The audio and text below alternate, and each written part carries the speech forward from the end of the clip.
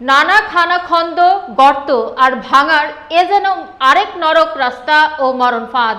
নাসিরনগর থানা সদর থেকে হবিগঞ্জ জেলার মাধবপুর যাওয়ার একমাত্র প্রধান সড়কটি চলাচলের অনুপযোগী রাস্তায় পরিণত হয়েছে। বিস্তারিত থাকছে আজকের উদ্দিনের প্রতিবেদনে।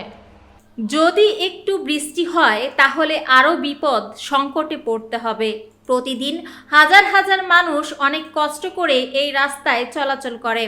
হাট বাজার, স্কুল, কলেজ, হাসপাতাল সহ বিভিন্ন সেবা নিতে হবিগঞ্জ জেলার মাধবপুর বাজার একটি জনবহুল ও প্রসিদ্ধ।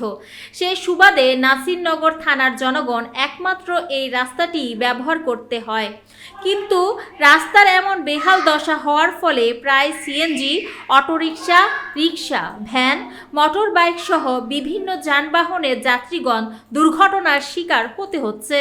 বিভিন্ন রোগী, বয়স্ক মানুষ ও গর্ভবতী মহিলারা সহ সাধারণ জনগণ অনেক বিপদের ঝুঁকি মাথায় নিয়ে চলাচল করতে হচ্ছে।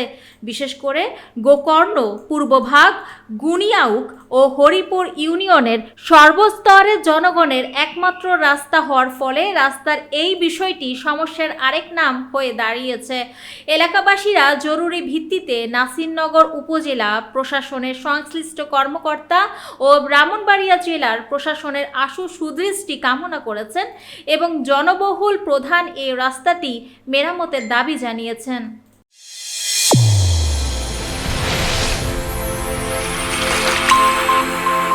চ্যানেল A1 হৃদয়ের স্পন্দন।